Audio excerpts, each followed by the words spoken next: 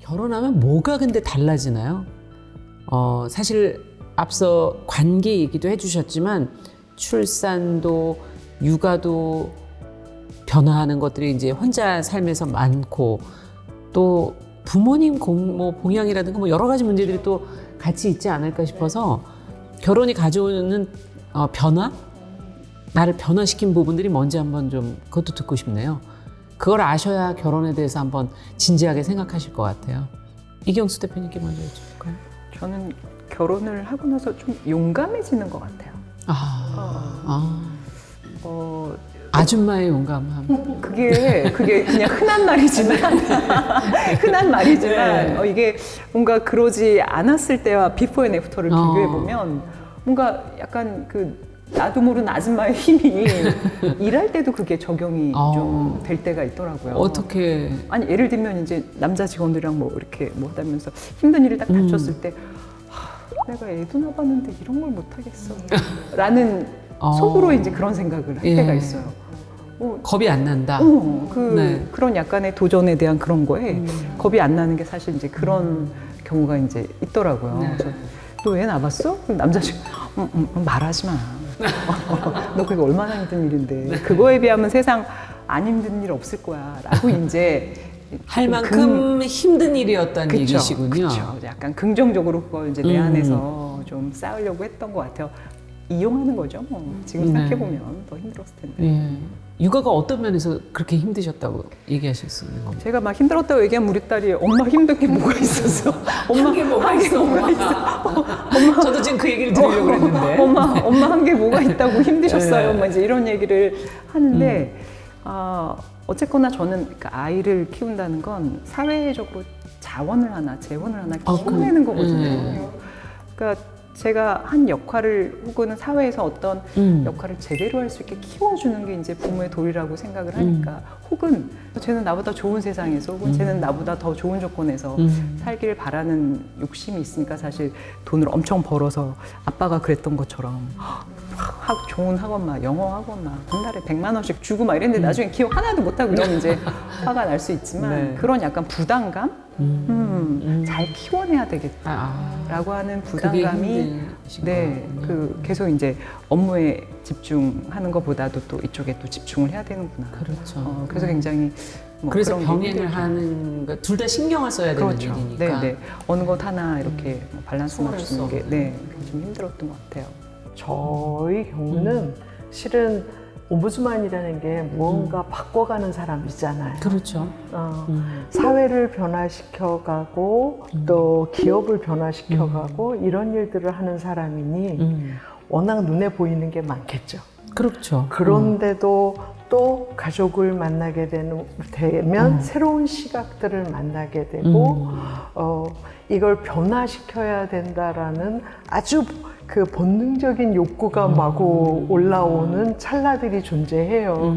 특히 우리 시대의 남편들, 배우자들을 통해서는. 그런데 그 배우자가 가지고 있는 여러 가지들을 변화시키기엔 제 에너지가 부족하더라고요. 거기까지는 하기 힘들었다. 그래서 사회는 변화시키려고 그러고 일 속에서는 변화시키려는 노력을 하지만 가족에서는 가족관계 속에서는 오히려 변화보다는 이걸 아예 노력을 안 해본 바는 아니지만 해보려다가 이 부분은 오히려 더 힘들 수 있다라는 것 때문에 스스로 알아 모든 걸 다 해버리기 시작한 어느 찰나를 만났었어요. 기억이 나네. 그 찰나를 만나고 나서는 내가 이제는 원칙 중에 큰 원칙, 작은 원칙도 수립을 해야 되고 꼭 지킬 것과 나야 할 것들에 대해서 과거 쪽에 모든 게 동률에 있었다면 이제는 이게 더 커, 이게 작아. 그런데 큰 원칙을 무너뜨리지 않는다면 나머지 것에 조금 더 유연해져도 좋아라고 스스로 확신감 같은 것들을 만들어가고 있더라고요. 그래서 부정적으로 보실 수 있는 많은 거, 뭐 시간의 부족함이나 뭐 자기 고갈이나 이런 것들은 누구나 다 겪는 일이지만 제가 그걸 극복하면서 생긴 자기 확신은 어디에도 뺏기지 않는 것이다라는 생각을 하고 있어요.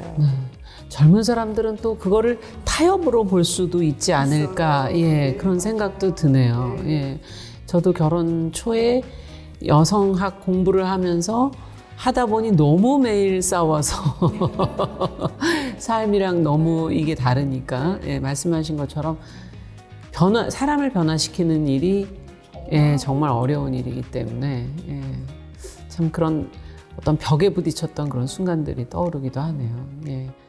요즘 세대들은 사실 결혼을 굉장히 주저하잖아요. 앞서 뭐 통계도 얘기해 주셨지만 뭐 60%가 계획은 하지만 그에 훨씬 못 미치게 실행을 하고 있다. 이 부분에 대해서는 이유가 어디 있다고 보시는지, 아니면 어떻게 바라보고 계십니까? 어떻게 생각을 하고 계십니까? 저는 뭐 한 사람이라서 한 사람의 입장에서 봤을 때 네. 무엇이 문제라고 보십니까? 요즘 친구는 정말 너무 스마트해요. 너무 스마트하고, 그리고 그렇게 살아온 거는 아마 우리의 책임이 있을 것 같아요.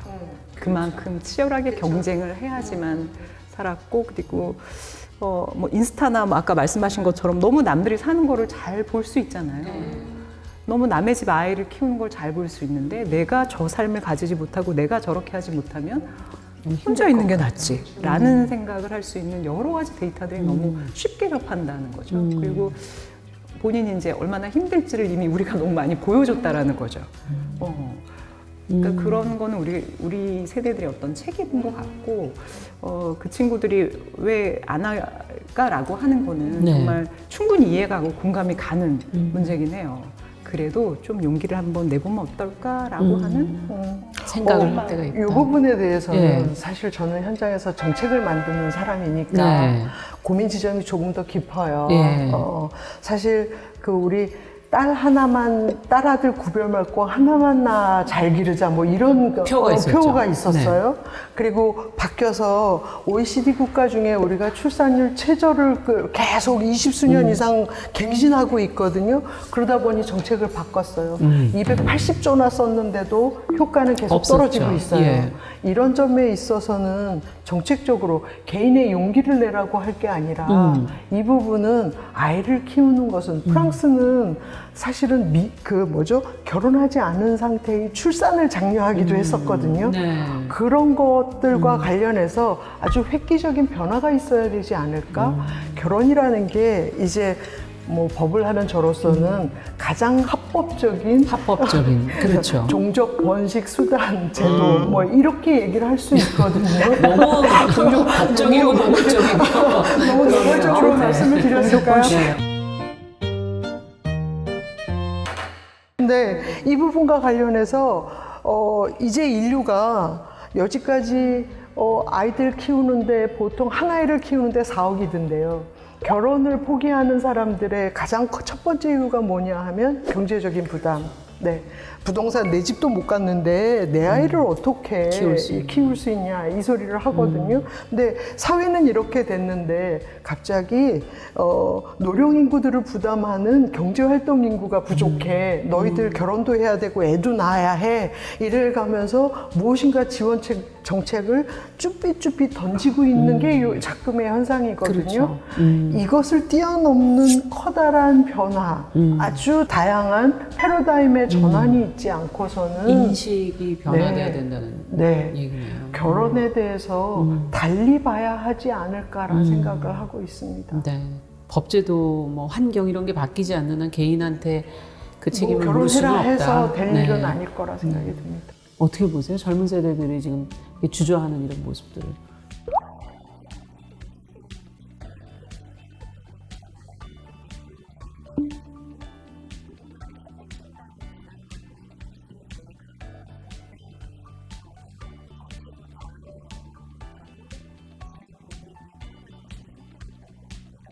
아이들은 정말 100% 제가 올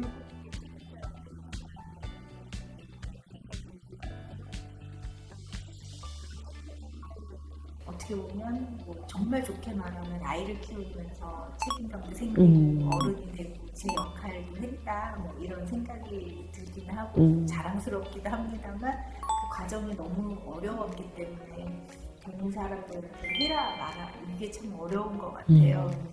다만 너무 사회에 있는 결혼하면 어렵다 부정적인 시각이 많은 게 실은 사실이거든요. 기성세대가 그랬다라고 아까 말씀해 주셨죠. 그리고 네.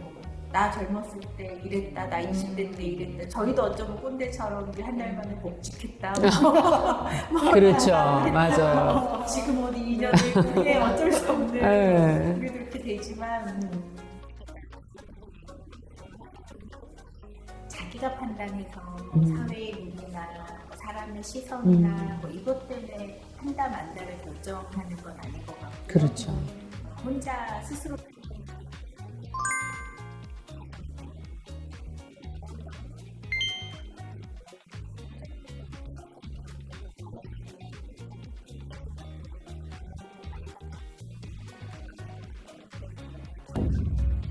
다 갖춰서 결혼한다는 건 좀 평생 안 생겨요. 네. 네. 뭐 예를 들면 이거랑 똑같은 것 같아요. 직장에서는 다 갖춰서 들어가는 건 아니잖아요. 내가 영어를 얼마나 또 뭐 스펙을 어느 정도 쌓죠. 네. 그렇죠. 네. 그렇지만 완전 완벽하게 그렇게는 안 사는 건 되죠. 아니니까. 네.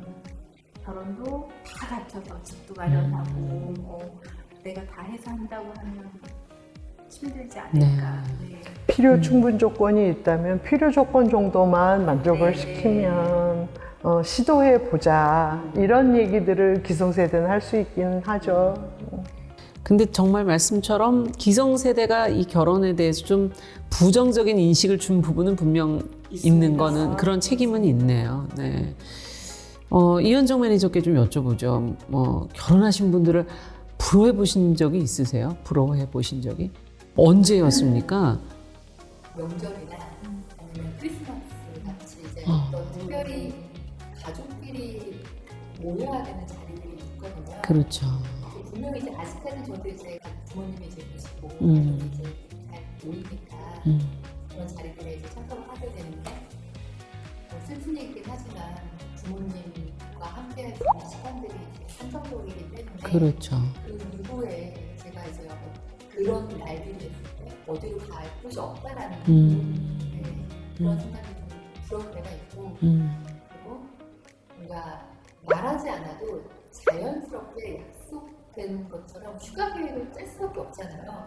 저는 다른 사람을 찾아야 되거든요. 아, 그 친구들은 대부분 다 이제 자신만의 가족이 있고 그렇- 가정을 꾸렸고 그러면 이제 그런 날이 가장 좀 서글프는데 요즘은 뉴스가 워낙 잘 돼 있어가지고 많이 이제 편하게 지내고 있습니다. 네, 맞아요. 혼자 되신 분들, 뭐 노인분들도 사실 힘든 게 명절이라 그러시잖아요. 네.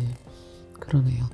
자, 그렇다면 이제 좀 마무리를 해보도록 하죠. 이야기를 이제 결혼과 일 이제 병행을 하고 그 안에서의 균형을 어떤 노력을 하시면서 잡으셨는지 결혼을 지금 생각하고 나는 해야 될까 말아야 될까 하는 분들한테 도움이 될 수 있게끔 끝으로 한 말씀씩 좀 부탁드립니다. 이경숙 대표님.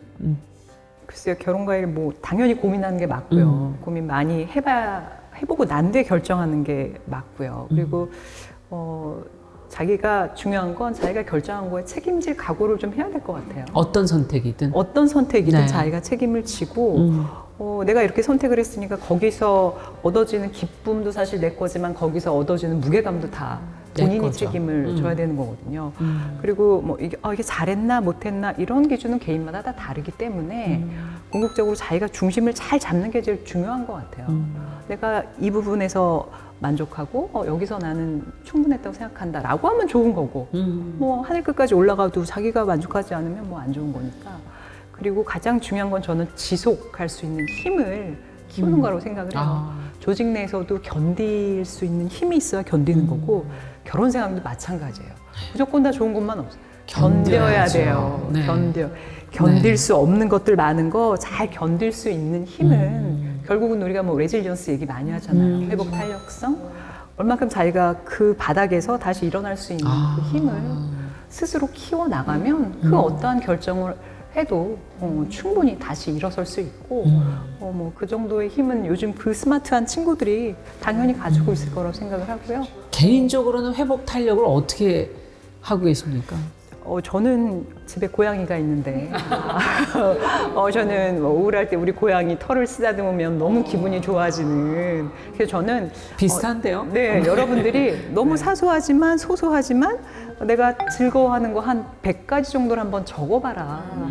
적어보고 남들이 보면 유치할 수 있어요. 남들이 보면 더 기분 안 좋을 수도 있어. 어때요? 그러니까 어때? 나는 이게 좋은데 라고 하는 그런 것들을 좀 이렇게 쫙 나열을 해놓고 정말 이땐 이거 쓰고 저럴 땐 그렇죠. 이걸 쓰고. 고양이 발 만질 때, 머리 만질 때 100가지가 사실은 쓰기 어려워요. 네. 어려워요. 최선을 다해서 써도 한 70가지 정도 되는데 그거 100개까지 채워보는 아니 거예요. 맛있는 음식 먹는 거 뭐 이런 것도 그렇죠. 예. 제가 써보니까 그렇게 네. 다 써도 70개 겨우 넘어요. 70개. 그러면 맛있는 짜장면 먹을 때, 맛있는 우동 먹을 때 너무 많을 것 같은데요? 한번 써보는 것만으로도 내가 한참 힘들 때 나의 소중한 친구랑 만나는 거 좋을 수 있잖아요. 그런 거, 그러니까 자기의 어떤 어려움을 극복할 수 있는 그런 내재된 힘을 기르는 것과 책임감 중요하죠. 네. 그러면 잘 견딜 수 있을 것 같고 성공적으로 만족한 많이 삶이 수 있을 것 되지 같다. 않을까 이런 생각이 좀 듭니다. 네. 사실은 레질리언스 그러면 기후변화 때문에 시작된 얘기이기도 하지만 요즘 그 어느 때보다 사람들이 갖고 있는 레질리언스가 더 중요해지고 있거든요. 그런데 그때 하나 염두에 두셨으면 좋겠는 게 세상에 정답은 없어요. 사회과학도들은 그 생각을 늘 합니다. 오로지 자신에게 집중하고 자신이 끌리는 일이 있다면 열심히 해보고 쓰러진 그곳에 주저앉은 번아웃된 그 자리에서 다시 일어설 수만 있다면 그야말로 최상일 수 있는데 그 세울 수 있는 자기 힘을 아까는 써보자 이런 얘기 했어요. 그런 것 중에 써보는 것도 좋고 잠깐 걷는 것도 또 잠깐 운동하는 것도 할 수 있는 것들, 맛있는 음식 먹는 것도 굉장히 다양하거든요. 누구도 나에게 나만큼 신경 쓰지 않으니까 내가 가장 나다운 무엇인가를 찾아내면 그게 회복 탄력성이 되지 않을까? 그런 생각을 해봤습니다. 네, 정답은 본인 스스로에게 있는 거군요. 네. 지금 두 분 말씀 들으면서 얻는 게 있으면 잃는 게 있고 어떤 게 더 나은 것이라기보다는 그냥 그런 선택을 내가 하는 거고 그 안에서 어떻게 버텨낼 거냐 하는 얘기를 해주신 것 같아요. 자, 일 얘기도 해보고 저희가 결혼 얘기도 해봤는데 쉽진 않네요. 네. 어려운 길을 서로 이렇게 도와가면서 가는 게 아닐까 하는 생각도 들고요. 자, 오늘 어떻게 헤쳐오셨는지 배우면서 좀 도움이 되셨으면 좋겠습니다. 지금까지 결혼 이야기 같이 나눠봤습니다. 정용실이었습니다. 알림, 구독 잊지 마시고요. 여기서 마치겠습니다. 안녕히 계십시오.